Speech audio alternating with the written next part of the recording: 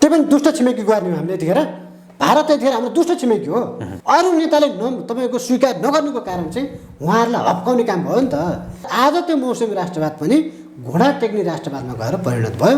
काभ्रेका डाँडाहरूमा तपाईँको हुस्की पार्टीहरू हुन थाले होइन, झम्सीखेलमा हुन थाल्यो, खुमालटारमा हुन थालेपछि उहाँ आतङ्कित भएको स्थिति थियो।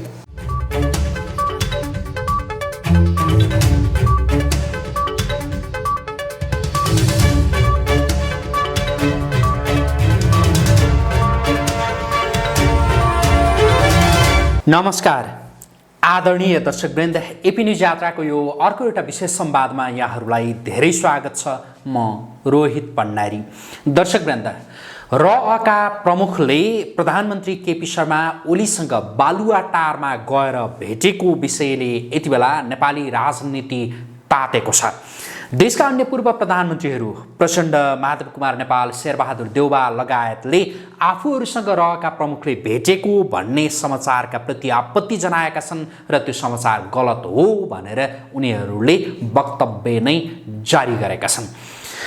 तर कतिपयले के भनिरहेका छन् भने ती पूर्व प्रधानमन्त्रीहरूले ढाँटे, तर बहालवाला प्रधानमन्त्रीले चाहिँ जे हो त्यही कुरा गर्नुभयो, त्यो भएर प्रधानमन्त्रीको बोलीमा त्यो इमान देखियो, झल्कियो भनेर पनि कतिपयले भनिरहेका छन्। अहिले जुन परिस्थितिमा प्रधानमन्त्री ओलीसँग भारतीय रअका प्रमुखले भेटे, यो किन के कुरा भयो होला र यति बेला प्रधानमन्त्री निवासमा नै परराष्ट्र मन्त्रालय लगायतलाई कुनै पनि जानकारी नदिइकन भेट्नुपर्ने त्यो अवस्था या बाध्यता किन आइलाग्यो होला प्रधानमन्त्री केपी शर्मा ओलीलाई? हामी आजको कार्यक्रममा यही विषयको सेरोफेरोमा केन्द्रित रहेर कुराकानी गर्दैछौँ र यसका लागि यति बेला हामीसँग हुनुहुन्छ विश्लेषक हेमन्त सेनाई। स्वागत छ यहाँलाई। धन्यवाद। नमस्कार। आराम हुनुहुन्छ? ठिकै छ। प्रधानमन्त्री केपी शर्मा ओलीसँग रअका प्रमुखले भेटेको भन्ने यो विषयलाई कुन रूपमा लिनुभएको छ यहाँले? पहिलो कुरो त जुन किसिमले होइन भारतीय तपाईँको एउटा तपाईँको इन्टेलिजेन्सको प्रमुख होइन, रिसर्च एन्ड इन्टेलिजेन्स विङ्सको प्रमुखलाई तपाईँको एसके गोयललाई बालुवाटारले निमन्त्रणा गरेर, हेर्नुहोस् है, अरूले होइन, बालुवाटारले नै निमन्त्रणा गरेर आजसम्म चाहिँ ओलीले जुन किसिमले राष्ट्रवादी कदम चाहिँ उठाइरहनु भएको थियो त्यसलाई चाहिँ तपाईँको खिल्ली उठाउने काम गर्नुभएको छ, पहिलो कुरो। दोस्रो कुरो भनेको आजसम्म ओलीले गर्नुभएको 4वटा मात्रै काम छ, त्योमध्ये 5वटा केही छ भने त्यसमा म बस गर्न तयार छु। एक नम्बरको भनेको सत्ता टिकाउने, एट एनी कस्ट, जसरी हुन्छ सत्ता टिकाउने काम उहाँले गर्नुभएको छ। दोस्रो भनेको प्रतिपक्षलाई सिद्ध्याउने काम अथवा विपक्षमा हुनेलाई सिद्ध्याउने काम गर्नुभएको छ। तेस्रो भनेको आफ्नोलाई रिजाउने काम गर्नुभएको छ र चौथो भनेको जनतालाई गिज्याउने काम गर्नुभएको छ।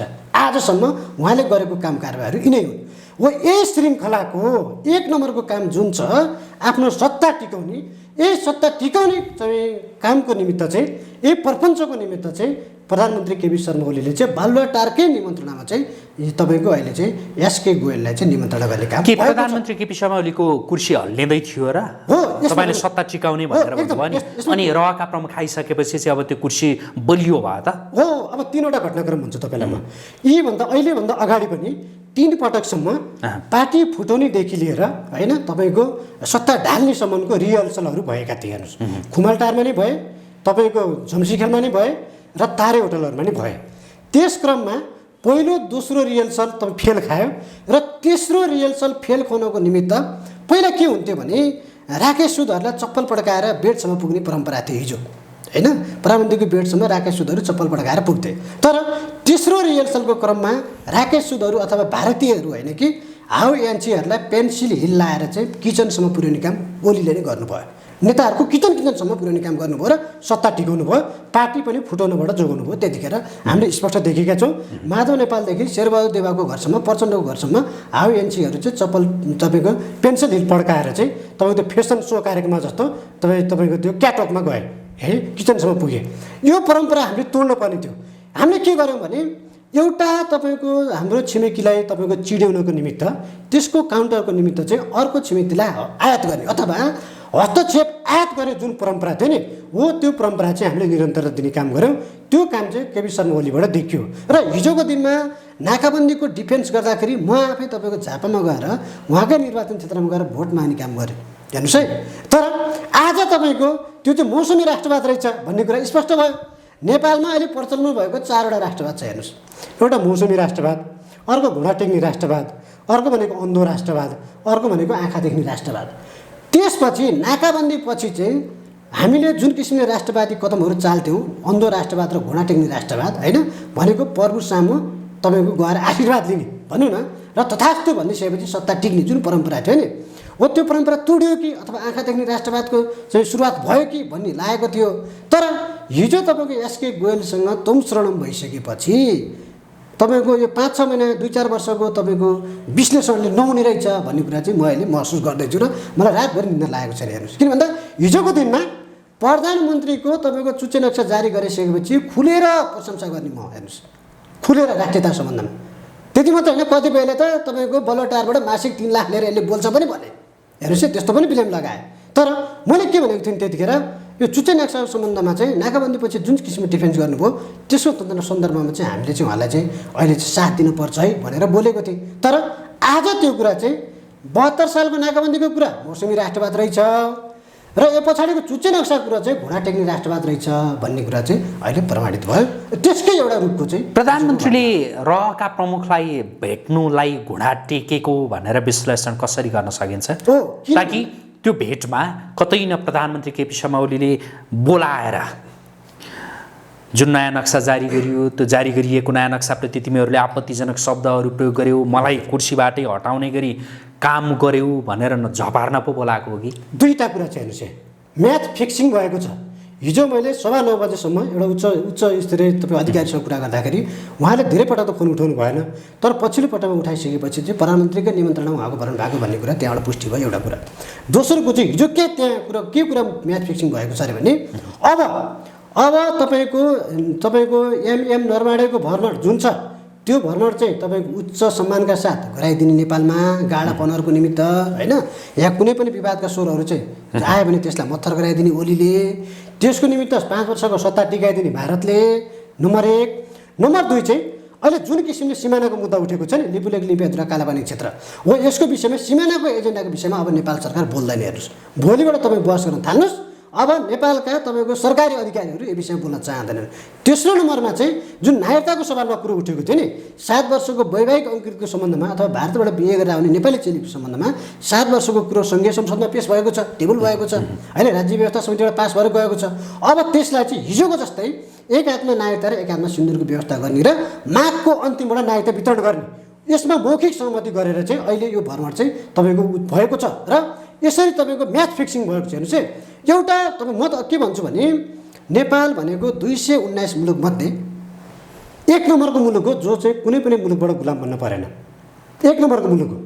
र त्यसमा पनि जम्मा 19वटा मुलुक चाहिँ तपाईँको सार्वभौम मुलुकहरू थिए होइन, गुलाम हुन नपरेको मुलुक, त्यसमा 1 नम्बर नेपाल थियो। तर भारत त 200 वर्ष ब्रिटिस इन्डियाको कोलोनीमा बसेको मुलुक हो। एउटा उपनिवेशमा बसेको मुलुकको तपाईँको रहको प्रमुख नेपालमा आउँछ अनि नेपालको चाहिँ राष्ट्राध्यक्ष होइन त कार्यकारी प्रमुख चाहिँ उसलाई भेट्न तपाईँको वार्म वेलकम गरेर बस्छ अनि निमन्त्रणा दिन्छ। मोदीलाई बोलाएको भने एउटा कुरो हुन्थ्यो, प्रोटोकल मिल्थ्यो नि त्यहाँनिर। तर यहाँ चाहिँ के गर्यो भने रहको प्रमुखलाई बोलाइयो। हेर्नुहोस् है, त्यहाँको तपाईँको अनुसन्धानको एउटा तपाईँको खुफिया माफिया भनौँ न, खुफियाको प्रमुखलाई ल्याएर यसरी तपाईँको भेटघाट गरायो। के भेट नै हुँदैन प्रधानमन्त्रीले? के हो यसमा प्रोटोकल मिलेन नि त। पहिलो जस्तो मैले भनेको प्रोटोकलको कुरा गर्दाखेरि प्रधानमन्त्री तहबाट प्रधानमन्त्री र प्रधानमन्त्रीका बिचमा मात्रै होइन, मन्त्रीहरू सचिवहरू या अरूहरूसँग पनि भेट त भइ नै रह्यो भने होइन। हो यसमा त छ यो प्रोटोकल मिट्ने काम चाहिँ हिजो पनि भएको थियो। हेर्नुहोस्, संविधान निर्माण गर्ने क्रममा पनि होइन तपाईँको श्यामशरणहरू आएर द्वारिका होटेलमा बसे, तर श्यामशरण भारतबाट प्लेनमा चढेर हिँड्ने भन्ने थाहा पाउने बित्तिकै यहाँका पूर्व प्रधानमन्त्रीहरू दौरा सुरुवाल लाएर कतिखेर फोन आउँछ भनेर कुरेर बसे। यो त हामीले देखेकै हो होइन, द्वारिका होटेलमा लाम लाएर गएको हामीले देखेकै हो। यिनीहरूले प्रोटोकलको हेक्का त गर्दैनन्, तैपनि एउटा सार्वभौम मुलुकको हिसाबले मैले भन्न खोजेको कुरो के भने सार्वभौम मुलुकको हिसाबले त्यसरी एउटा खुफियाको एउटा माफिया तपाईँको एउटा जुन इन्टेलिजेन्स ब्युरोका प्रमुखलाई चाहिँ भेट्नु चाहिँ उपयुक्त हुन्थेन, यो भेट्नु हुन्थेन। तर यहाँ के काम मात्र भयो भने अहिलेको भेट यो राष्ट्रको निमित्त होइन है, राष्ट्रको निमित्त नै होइन, तपाईँ हामी नेपालीको निमित्त नै होइन, नेकपाकै निमित्त नै होइन, तर ओली प्यानलको निमित्त चाहिँ यो भेट हो। हेर्नुहोस्, ओलीको सत्ता टिकाउने मात्र भेट हो यो। त्यस कारणले गर्दा उनी के गर्नु ओलीको एकैछिन यो भेटबाट प्रधानमन्त्री केपी शर्मा ओलीको सत्ता चाहिँ कसरी टिक्छ तपाईँले बुझेको, ताकि रका प्रमुखले कसरी टिकाइदिन्छन्, के हुन्छ, कस्ता कुराहरू हुन्छ होला? अब हेर्नुहोस् है, र भनेको भारतमा दुईवटा तपाईँको यस्ता खुफिया सङ्गठनहरू छ। हेर्नुहोस्, एउटा आइबी छ, इन्टेलिजेन्स ब्युरो भन्छ, त्यो गृह मन्त्रालय अन्तर्गत रहन्छ, त्यसले आन्तरिक मामला मात्रै हेर्छ। हेर्नुहोस्, अनि र भनेको रिसर्च एन्ड एनालाइसिस विङ चाहिँ प्रधानमन्त्रीको कार्यालय अन्तर्गत रहन्छ र प्रधानमन्त्रीको मातहतमा रहेर चाहिँ अन्तर्राष्ट्रिय रूपमा हेर्छ यसले। र यो चाहिँ मलाई जहाँसम्म लाग्छ प्रधानमन्त्री ओली र मोदीको वार्ता नभइकन तपाईँको मोदीले यसरी रको प्रमुखलाई पठाएको छैन र उहाँहरूको अन्डरस्ट्यान्डिङ भएको छ यी विषयहरूमा, जुन अहिले मैले म्याच फिक्सिङका विषयहरूमा, र अन्डरस्ट्यान्डिङ भइसकेपछि चाहिँ ओलीले यो कुरा स्वीकार गरिसकेपछि मोदीले चाहिँ तपाईँको एसके गोयललाई चाहिँ यहाँ पठाएको चाहिँ स्पष्ट देखिन्छ। त्यस कारणले गर्दाखेरि के भन्न चाहन्छु भने म हामीले हिजोका दिनदेखि होइन आजसम्म तपाईँको जे जति गतिविधिहरू गऱ्यौँ होइन, उहाँहरू त तपाईँको भारत त नेहरू डक्ट्रिनलाई फलो गरिरहेको छ नि त। उसले त चाहेको के छ, हिमालय पर्वतदेखि दक्षिणतर्फको सम्पूर्ण भूभागहरू नेपाल, लद्दाख, सिक्किम लगायतका, भुटान लगायतका भूभाग त भारतको सुरक्षा अम्ब्रेलामा राख्न चाहन्छ होइन, र परराष्ट्र नीति उसको अनुसार हुन चाहन्छ, बनाउन चाहन्छ। अनि त्यसकै परिणाम हो कि तपाईँको नेपालको राज संस्थाको अन्त्य भयो। हेर्नुहोस् होइन, ज्ञानेन्द्रको सत्तारोहण पनि होइन, बहिर्गमन पनि त्यसकै परिणाम हो होइन, दरबार हत्याकाण्डदेखि लिएर मदन मद्दाडीको तपाईँको हत्याकाण्डसम्मका घटनाहरू पनि त्यसकै परिणाम हो। हेर्नुहोस् होइन, त्यस कारणले गर्दाखेरि भारत चाहिँ जसरी पनि नेपालका नेताहरूलाई चाहिँ आफ्नो ग्रिपमा राख्न चाहन्छ र जो आफ्नो तपाईँको रिमोट अनुसार चल्न चाहन्छ उसको सत्ता टेकाइदिने, तथास्तु भनिदिने होइन, र जसले चाहिँ दायाँ बायाँ गर्न खोज्छ त्यसलाई चाहिँ तपाईँको सत्ताबाट बहिर्गमन गरिदिने, त्यो हिजोको घटनाक्रमहरूले पनि देखाउँछ। झलनाथ खनाल र सुशील कोइरालाको तपाईँको बहिर्गमनले नै त्यो कुराहरू देखाउँछ। त्यस कारणले गर्दाखेरि अहिले चाहिँ anyhow at any cost 5 वर्ष आफू टिक्नको निमित्त चाहिँ ओलीले चाहिँ यी सबै तपाईँको प्लानिङहरू गरेका छन्। र फेरि पनि तपाईँको तिहार पछाडि पार्टी फुटिहाल्ने हो कि होइन, अहिले तपाईँ माधव बुबा नेपालहरू होइन, तपाईँ प्रचण्डहरू त होइन, तपाईँको अहिले त उहाँहरू त मुख चुच्चो बनाएर बस्नु भएको छ होइन। त्यस कारणले गर्दाखेरि अब पार्टी फुट्ने पो कि अथवा पार्टी फुटेपछि तपाईँको सत्ता नै परिवर्तन हुने कि हो कि भन्ने डरको कारणले गर्दाखेरि कोभिड-19 को कारणले हामी जस्तै त्रसितमा रहेका छौँ। तर उहाँले यही समयमा पनि तपाईँको यसरी तपाईँ बोलाएर चाहिँ आफ्ना विपक्षीका नेताहरूलाई कन्भिन्स गर्न होइन, त्यति मात्र थर्काउन समेत लगाउनु भएको छ अहिले होइन, प्रतिपक्षलाई समेत गरेर आफ्नै विपक्षीका नेताहरूलाई समेत गरेर र आफ्नो पक्षमा चाहिँ तपाईँको पल्ला भारी गराउनको निमित्त सत्ता टिकाउनको मात्रै एजेन्डा छ क्या अहिले। सत्ता टिकाउनको लागि केपी शर्मा ओली जे पनि गर्न तयार हुन्छन्। मैले अघि पनि सोधेँ, अझ प्रश्नसँग भनिदिनु होला, यहाँले बुझेको कुरो सत्ता टिकाउनका लागि भनेर भन्नुभयो नि, प्रधानमन्त्री केपी शर्मा ओलीको त्यो सत्ता त एक हिसाबले त्यो दर्बिलो नै भएको थियो नि होइन र, ताकि केही समय अगाडि नेकपाको सचिवालय बैठक, स्थायी कमिटीको बैठकमा नै 5 वर्षका लागि प्रधानमन्त्री केपी शर्मा ओली र कार्यकारी अध्यक्ष पुष्पकमल दाहाल प्रचण्ड भनेर यो खालको सहमति भएको थियो भने कहाँबाट चाहिँ हल्लिरहेको थियो कि प्रधानमन्त्रीको त्यो कुर्सी भनेर मैले सोधिरहेको थिएँ अघि पनि। यसमा चाहिँ के छ भने हामी त तपाईँको एउटा स्क्रिन नै भयौँ होइन। विगतको इतिहासले के देखाउँछ भने हाम्रो नेताहरूको अथवा हामीले 2/3 नजिक मत दिएर तपाईँको पठाए पनि हामी चाहिँ एउटा स्क्रिन रहेछ, विदेशी शक्तिमाथि रिमोट रहेछ। उसले कहिले देवा च्यानल हेर्छ आफ्नो तपाईँको फेभरमा भयो भने, कहिले ओली च्यानल हेर्छ, कहिले प्रचण्ड च्यानल हेर्छ, कहिले माधव नेपाल, कहिले झलनाथ च्यानल हेर्छ भन्ने कुरा त हामीले विगत इतिहासबाट पनि प्रष्ट भयो। किन भन्दा 9 महिनामा सरकार किन चेन्ज भयो त त्यसो भने विगतको इतिहासमा। तर अहिले 5 वर्षको लागि थाहै रूपमा सरकार नेपाली जनताले बनाइदिएको थियो। तर बेला बेलामा प्रधानमन्त्री के भन्नुहुन्थ्यो भने मलाई विदेशीहरूले ढाल्न खोज्दैछन् भनेर रोइलो गर्नुको कारण के हो, पटक पटक उहाँले भन्नुको कारण के हो भन्दा हाम्रो बलबुताले हुँदैन रहेछ होइन। हामीले भोट दिएर जिताएर पठाए पनि चाहिँ तपाईँको विदेशी प्रभुले तथास्तु नभनिकन आशीर्वाद नदिकन चाहिँ सत्ता टिक्दैन रहेछ भन्ने चाहिँ भन्नुभएको होइन उहाँले, स्पष्ट त्यो भन्नुभएको नि त। त्यो बोलीले त्यही दर्शाउँछ। त्यस कारणले गर्दाखेरि उहाँलाई कहीँ न कहीँबाट चाहिँ म 5 वर्षसम्म टिक्दैन कि भन्ने भय चाहिँ भित्र कहीँ न कहीँ रहेछ। र विदेशी चलखेलहरू हुँदा पनि कोभिड-19 को समयमा पनि काभ्रेका डाँडाहरूमा तपाईँको हुस्की पार्टीहरू हुन थाले होइन, झम्सीखेलमा हुन थाल्यो, खुमालटारमा हुन थालेपछि उहाँ आतङ्कित भएको स्थिति थियो। र त्यस कारणले गर्दाखेरि नै विदेशी प्रभुलाई नरिजाइकन चाहिँ सत्ता टिक्दैन भन्ने कुरा चाहिँ उहाँलाई पनि स्पष्ट थाहा छ र त्यो कुरा त तपाईँको विगतको इतिहासले पनि देखाउँछ को कति पानी माथि थियो र को कति पानी मुनि थियो भन्ने कुरा त अब विदेशी शक्तिहरूले त नारी छामेको अवस्था छ नि त। यो भेटघाटपछि यति बेला राजनीतिक दलहरूका तर्फबाट नेताहरूका तर्फबाट विभिन्न खालका वक्तव्यहरू आउन सुरु भइसकेका छन् होइन। विभिन्न नेताहरूले विभिन्न खालका कुराहरू गरिरहेछन्। अब यहाँको राजनीतिक परिदृश्यमा पनि कुनै परिवर्तन हुन सक्छ के होला? हो, यसमा चाहिँ अब हेर्नुहोस् है, अहिले चाहिँ राजनीतिक दृश्यमा परिवर्तन हुनुपर्ने देखिँदैन। हेर्नुहोस् अहिले चाहिँ सत्ता परिवर्तन हुने कुरा र राजनीतिक परिवर्तन हुने अथवा पार्टी फुट्ने यस्ता कुराहरू चाहिँ किन देखिँदैन भने हिजो माओवादीलाई पनि भारतले नै बनाइदिएको, प्रचण्डलाई पनि भारतले नै बनाइदिएको, माधव कुमार नेपाल दुई ठाउँबाट हारेको मान्छेलाई पनि भारतले नै बनाइदिएको। हेर्नुहोस् है, देउवालाई पनि भारतले नै टिकाइदिएको।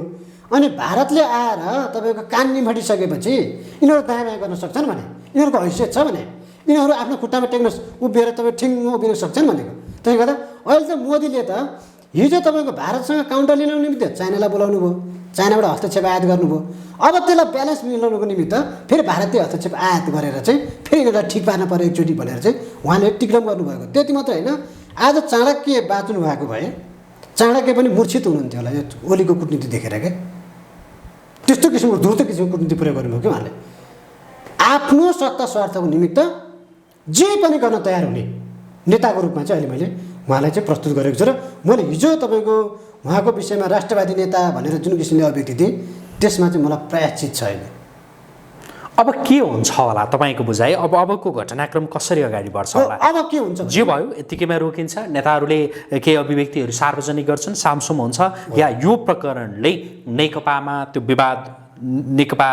विवादले उग्र रूप लिँदै जान्छ या के हुन सक्छ? यसले के देखाउँछ भने हिजो आउने बित्तिकै गोयलले पूर्व प्रधानमन्त्री माधव कुमार नेपाल, प्रचण्ड, झलनाथ खनाल, तपाईँको बाबुराम भट्टराई, शेरबहादुर देउवा सबैलाई भेटिसक्नु भएको छ।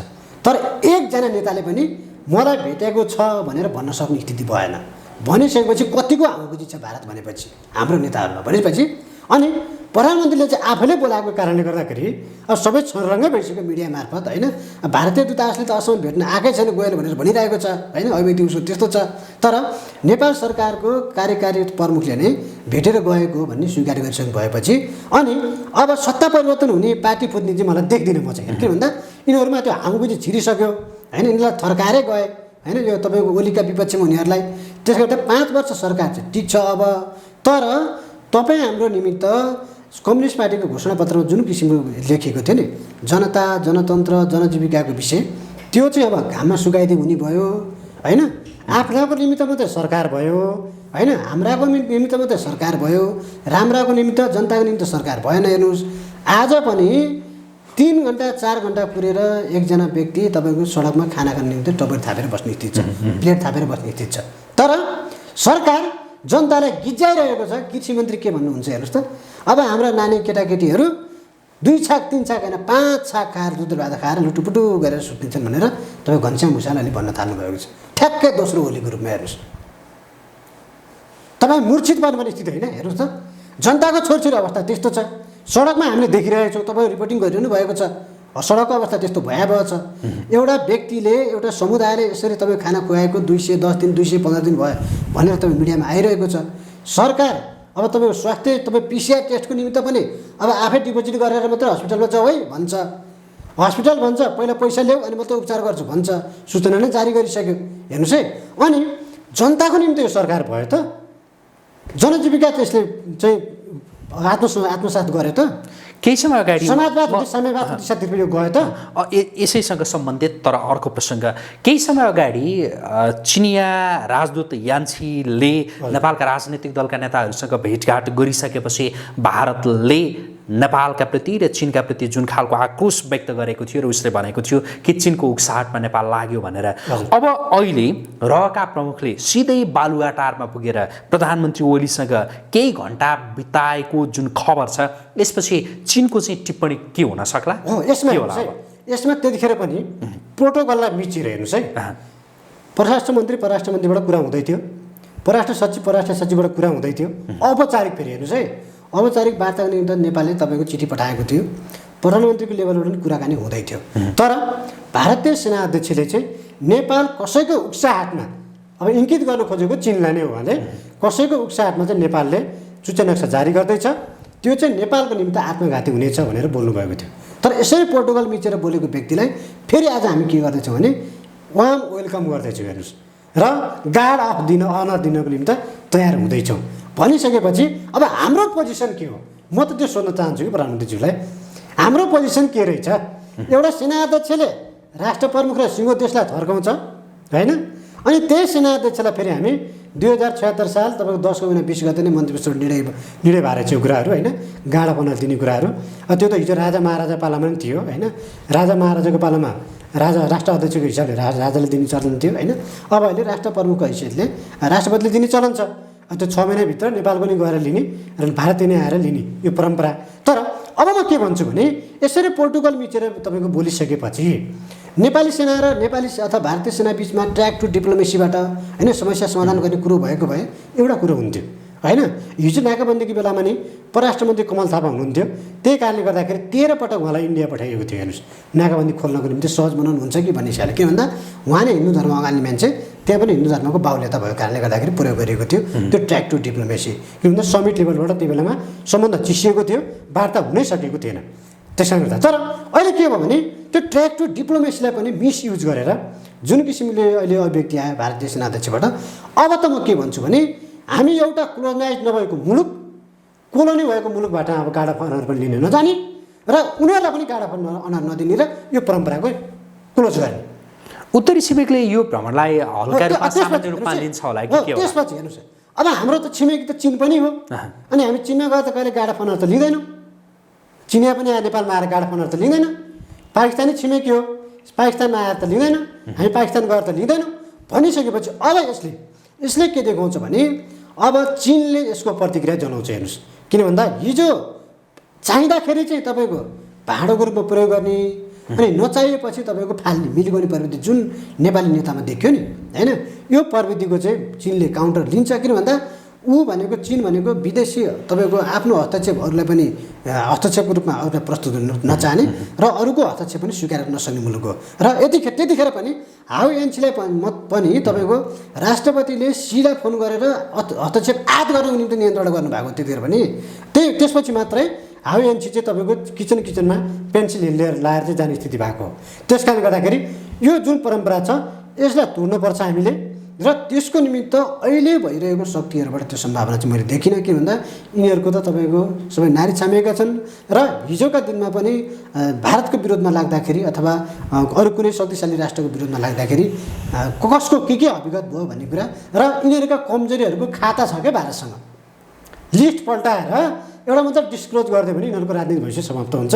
चाहे प्रधानमन्त्री केपी शर्मा ओलीको होस्, चाहे शेरबहादुर देउवाको होस्, अथवा प्रचण्ड बाबुराम भट्टराई यिनीहरू कसैको नि होस्, खाता तपाईँ रेकर्ड राखेको छ। हिजोका दिनमा प्रधानमन्त्री केपी शर्मा ओलीले भारतका प्रति जुन खालका आक्रोशपूर्ण अभिव्यक्तिहरू दिनुभएको थियो नि त्यो देखावटी मात्रै थियो भन्ने हो। मौसमी राष्ट्रवाद मैले होइन भने यो मौसमी राष्ट्रवाद रहेछ।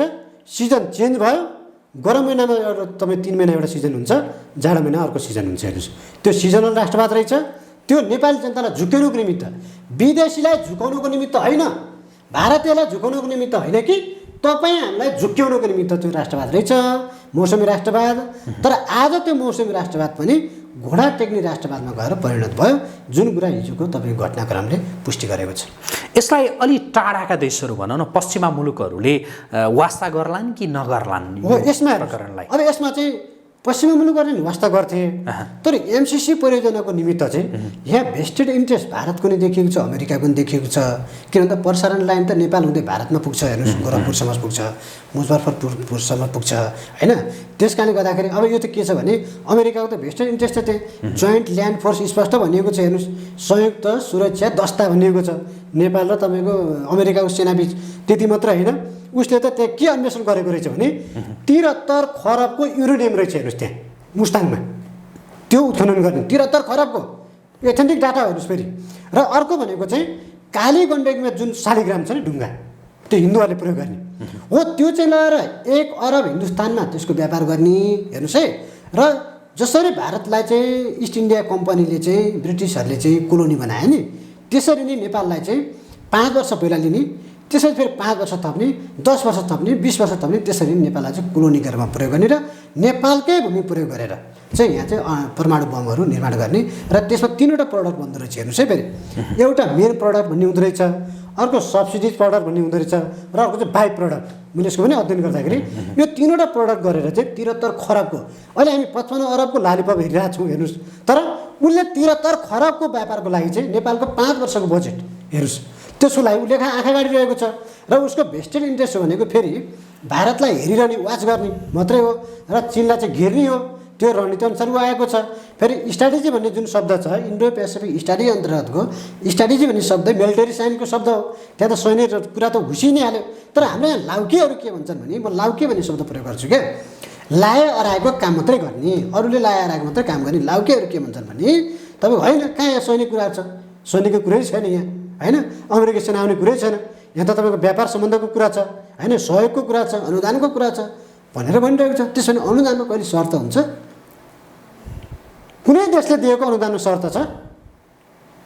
त्यस कारणले गर्दा यो भेस्टेड इन्ट्रेस्टको कारणले गर्दाखेरि अमेरिका बोल्न नसकेको अहिले पश्चिमा शक्तिहरू चाहिँ। तर यसको तपाईँ प्रतिक्रिया चाहिँ चाइनाले चाहिँ देखाउँछ, यसले जनाउँछ। हेर्नु होला, 1 हप्ताको बिचमा हिजो आउएनसीहरूलाई जसरी तपाईँ किचन घुमायो, त्यो घुमाउँदाखेरिको उनीहरूले त्यो सेक्रिफाइस गर्नु परेको कुराहरू जे छ नि, त्यो कुराको त प्रत्युत्तर त उसले दिइहाल्छ। अब यता जस्तो पश्चिमाहरूको एउटा कुरा होइन, उत्तरी छिमेकको एउटा र दक्षिणी छिमेकले जे गरिरहेको छ, यसले समग्र नेपाललाई भोलिका दिनमा राखेर हेर्दाखेरि चाहिँ कस्तो देखिन्छ नेपाल? हो, यो भनेको प्रयोगशाला हो। हेर्नुहोस्, कुरो भयो नि, साइन्सको प्रयोगशालामा विभिन्न किसिमको त्यो सम्मिश्रण घोलन मिलाएर घोल्ने र त्यो प्रडक्ट निकाल्ने हो। हेर्नुहोस्, त्यहाँबाट नेपाललाई त्यसरी ककपिटको रूपमा प्रयोग गरिएका छन् अहिले विदेशी शक्तिहरूले। हेर्नुहोस्, जसले चाहिँदाखेरि प्रयोग गर्ने, नचाहिँदाखेरि किक आउट गरिदिने, युज एन्ड थ्रोको रूपमा प्रयोग गरिरहेका छन्।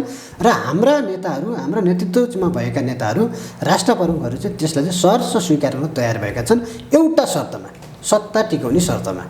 त्यस कारणले गर्दा अबको भविष्य चाहिँ, हिजो राणाकालमा के गर्यो भने राणाहरूले पाखुरेहरूलाई विदेश लखटे। हेर्नुहोस्, भनेको कोहीलाई भारतीय गोर्खापल्टनमा लखटे पाखुरेहरूलाई, कोहीलाई तपाईँको ब्रिटिसमा लखटे, ब्रिटिस नगरे भनेर। 46 साल पछाडि राजादेखि आजसम्म आइपुग्दा चाहिँ बुद्धिहरूलाई लखट्ने काम भएको छ।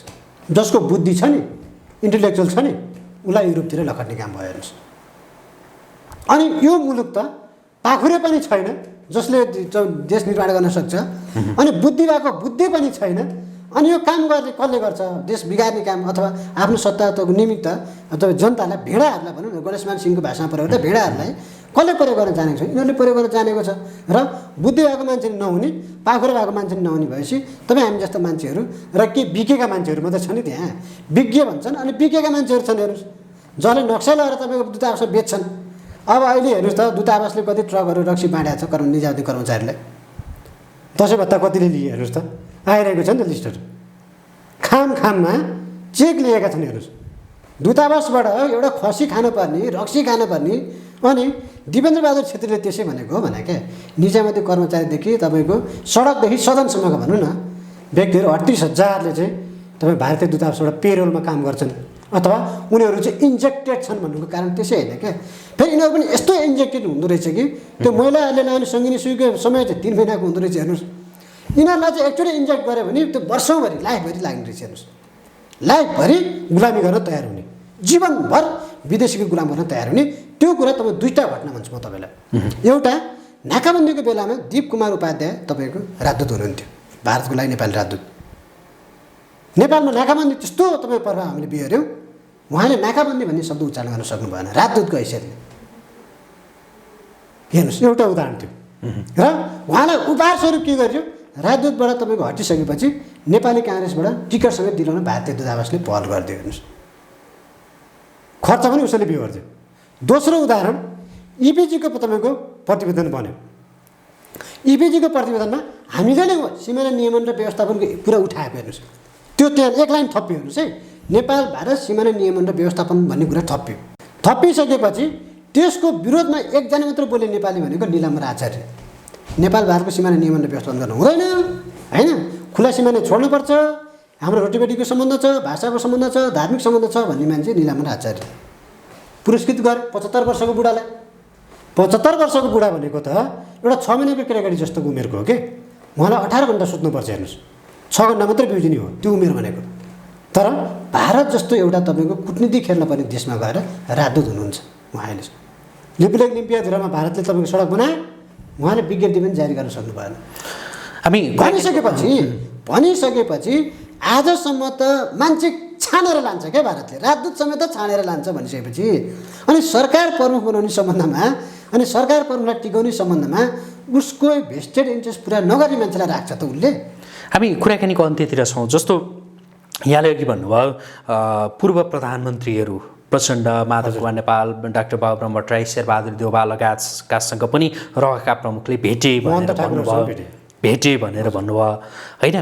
अब त्यो के आधारमा यहाँले भनिरहनु भएको छ एउटा कुरो, र अर्को कुरो चाहिँ यदि भेटेका हुन् भनेदेखि ती नेताहरूले किन होइन भनेर भनिरह होला नि त, ताकि यो मामलामा त प्रधानमन्त्री पो इमान्दार देखिनु भयो त, उहाँले त भेटेको मसँग भनेर भन्नुभयो। होइन, प्रधानमन्त्री इमान्दार भन्ने कुरालाई चाहिँ म तपाईँको शब्द हो त्यो, म चाहिँ त्यो शब्द होइन, उहाँले त ढाँट्नु भएन नि त। किन बोल्नु भयो त? विदेशी तपाईँ खुफिया एजेन्सीको प्रमुखलाई किन बोलाउनु भयो त उहाँले? आफ्नो समस्या आफैले समाधान गर्ने होइन, घरभित्रको समस्या भेटेको होइन त भन्नुभयो। होइन, घर झगडाको निम्ति घरबाटै समाधान गर्ने कि छिमेकी गुहार्ने? त्यही पनि दुष्ट छिमेकी गुहार्ने हो हामीले यतिखेर। भारत यतिखेर हाम्रो दुष्ट छिमेकी हो। र दोस्रो कुरा भनेको चाहिँ अरू नेताले तपाईँको स्वीकार नगर्नुको कारण चाहिँ उहाँहरूलाई हप्काउने काम भयो नि त। एउटा तपाईँको अधिकारी आएर होइन, एउटा कर्मचारी आएर यहाँका पूर्व प्रधानमन्त्रीहरूलाई हप्काएर गयो। के भनेर हप्काउने के भनेर हप्कायो भने उसले अब पार्टी नफुटा होइन, पार्टी फुटाउन उनीहरूले तपाईँको बन्देज गरे र सरकार ढाल्ने पनि कसरतहरू कुनै पनि रिहर्सलहरू जुन किसिमको रिहर्सलहरू भइसकेको थियो नि त्यो रिहर्सल बन्द गर्नको निमित्त चाहिँ उसले चाहिँ हप्काएर गयो। बस यति कुरा हो। यस कारणले गर्दाखेरि उहाँहरूको चाहिँ स्वाभिमान गिरेको कुरा भयो होइन। पूर्व प्रधानमन्त्रीहरूको चाहिँ होइन यसरी हप्काएर तपाईँ हस्तक्षेप आयात गरी ओलीले यसरी प्रयोग गरेर विदेशीलाई प्रयोग गरेर हामीलाई हप्काउन लागिसकेपछि अनि हामीले किन तपाईँ भेटेको भन्ने भयो नि त, उहाँहरूलाई आत्मग्लानी भयो नि त। त्यसैले गर्दा उहाँले भन्न चाहनु भएन। तर भेट्न चाहिँ महन्त ठाकुरदेखि बाबुराम भट्टराईदेखि तपाईँको शेरबहादुर देउवासँगलाई भेटेको कुरा चाहिँ हिजो 9:15 बजे एकजना उच्च अधिकारीसँग मैले फोन गर्दाखेरि धेरै पटक त उहाँले पनि फोन उठाउनु भएन। तर अहिले बालवाला हो फेरि हेर्नुहोस् है, उहाँ बालवालासँग फोन गर्दाखेरि चाहिँ उहाँले चाहिँ यो कुरा चाहिँ सबैलाई भेटेको भन्ने कुरा चाहिँ मैले नामै लिस्ट लेखेको छु। उहाँहरू सबैलाई भेटेको कुरा चाहिँ उहाँले जनाउनु भएको छ, स्पष्ट लेख्नुभएको। कसलाई भेट्नु भएछ भन्दैन? अनि उहाँले महन्त ठाकुर, बाबुराम भट्टराई, माधव कुमार नेपाल, शेरबहादुर देउवा र तपाईँको पुष्पकमल दाहाललाई चाहिँ स्पष्ट भेट्नु भएको छ। हुन्छ, आजको लागि भेट्ने कुरो रहेछ। उहाँ चाहिँ हस्पिटलमा भएको कारणले गर्दाखेरि उहाँलाई चाहिँ सन्देश मात्रै पठाउनु भएको, टेलिफोन सन्देश पठाउनु भएको। उहाँलाई चाहिँ सन्देशमा के भन्नुभयो? सन्देशमा चाहिँ हो अब यस्ता गतिविधिहरू नगर्नको निमित्त एकजुट भएर तपाईँको सरकार निर्माण गर्ने होइन, सरकारको तपाईँको 5 वर्षको निमित्त थाहै सरकार निर्माण गर्नको निमित्त ओलीलाई सहयोग गर्ने होइन। त्यसको निमित्त भारतले के गरेर सहयोग गर्नुपर्छ त्यो गर्न भारत तयार हुने। तर अब यस्ता किसिमको खिच्चातानीको निमित्त चाहिँ अघि नबढ्नको निमित्त र नेपाल भारतको सम्बन्ध चाहिँ अब सुधार गर्नु पर्यो भन्ने कुरामा चाहिँ उहाँहरू चाहिँ स्ट्रङली आफ्नो कुरा राख्नुभएको छ। त्यसको निमित्त ओलीले दुईवटा कुरा चाहिँ अहिले सेक्रिफाइस गरिदिनु भयो, नागरिकताको मामलामा सेक्रिफाइस गरिदिनु भयो र चुच्चे नक्साको सन्दर्भमा अब हामीले चुच्चे नक्सामा भएको भूभाग प्राप्त गर्न सक्दैनौँ। भोलिबाट तपाईँहरूले हामीलाई बसेर नबोलाउनुहोस्। हेर्नुहोस् अब भित्रको शक्तिबाट हामीलाई खतरा छ। हेर्नुहोस् पहिला बाह्य शक्तिबाट धम्की आउँथ्यो हेर्नुहोस्, तर अब भित्रकै शक्तिबाट चाहिँ तपाईँको तपाईँ सिमाना र न्यायताको सम्बन्धमा यथेष्ट परमाणुसहित बोल्नको निमित्त चाहिँ समस्या सिर्जना हुने चाहिँ स्थिति देखिएको छ। हुन्छ, आजका लागि कुराकानी यति गरौँ। जुन समय दिनुभयो धेरै धन्यवाद यहाँलाई। धन्यवाद, नमस्कार। हस्, आदरणीय दर्शकवृन्द, हामी कुराकानी गर्दैथ्यौँ विश्लेषक हेमन्त सेनाईसँग। उहाँसँगको यो कुराकानीसँगै एपी न्युज यात्राको विशेष संवाद अहिलेका लागि यहीँ सकिन्छ। एपी न्युज यात्रा सँगै रहनुहोला। नमस्कार।